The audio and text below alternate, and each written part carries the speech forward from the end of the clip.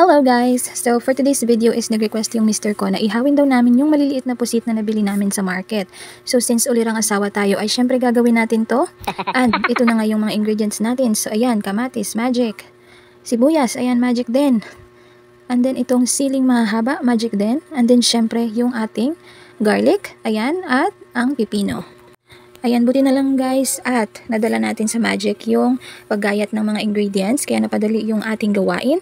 And then syempre, kailangan lang natin lahat to paghalu-haluin. Ayan, kamatis, garlic, itong siling mahaba, and then sibuyas, at saka yung pipino. So, yung mister ko lang din po ang nagturo sa akin kung paano gawin to since hindi talaga ako sanay sa mga ganitong klaseng pagkain. So, ayan, pinaghalo-halo ko lang yan lahat. And then, nilagyan ko po yan ng around 3 tablespoon na patis. Ayan, so 3 tablespoon na patis yan. Halo-halo lang. Tapos nilagyan ko po yan ng kaunting chili flakes para mas maanghang.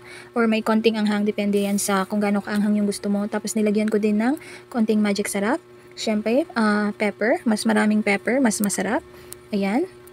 And then, instead po na asin is nilagyan ko po siya ng around 3/4 tablespoon ng chicken powder. And then, nag-add din ako ng 1 tablespoon na vinegar. So, sinamak po yung nilagay ko dyan na vinegar para mas masarap siya. Ayan, no need na asin kasi may chicken powder na. Ang sarap po ng lasa ng chicken powder. No need na talaga yung asin pag nilagay mo siya sa mga ulam. So, after nyan guys, mekos-mekos ng ilang minutes, ay kailangan natin siyang ipalaman dito sa maliliit na pusit na nalagay na, nabili namin kanina sa market. So, ang hirap palang gawin ito sa ganito kaliit na mga pusit, guys. Dapat pala sa mga higanting pusit ito ginagawa. But since vegetarian nga tayo, is pwede na rin. Pwede nang pagtiyagaan. Pero ito lang kasi talaga yung pusit na nakita namin kanina doon sa market sa amin.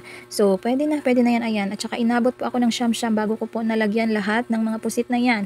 So, brown out na po pala nung time na to, kaya medyo madilim na yung ating video.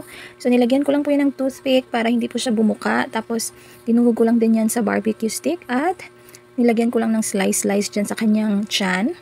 Kasi para mas maganda daw yan pag inihaw. And then, syempre kailangan po natin magpa-apoy ng mahiwagang uling. So, ayan.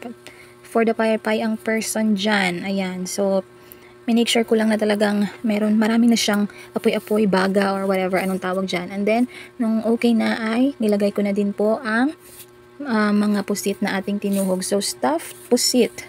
Ayan. Maliliit na pusit. Kasi yan lang naman ang meron tayo.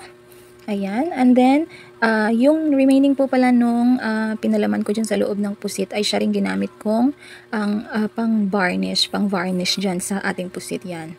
So, brush ko lang yan. Tapos, every 2 to 3 minutes is binabaliktad-baliktad ko po siya para mas maging even yung kanyang pagkakaluto. So, tumagal nata ng ilang minutes to.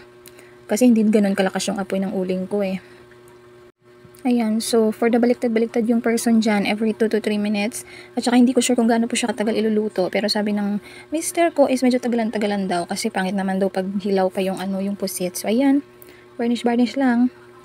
Ayan, paulit-ulit lang yung process niyan hanggang sa tuluyan na talaga siyang maluto. And then after 100 years, charot, ganyan po yung magiging itsura niya. Parang naluluto na talaga siya. Pero in fairness, paglagay pa lang nito sa uling, sobrang bango na guys ha. Sobrang bango na talaga, ayan. And then after nga yan is pwede na daw yan, luto na daw yan. So okay na, kinuha ko na at saka sinunod ko na din yung 2 pang stick na natira. And of course, same process lang ulit. Varnish lang hanggang sa maluto. And then charan, ayan na siya guys. Nandiyan na siya sa baunan ng asawa ko kasi babaunin niyo daw yung iba. So, yun lang. Bye-bye!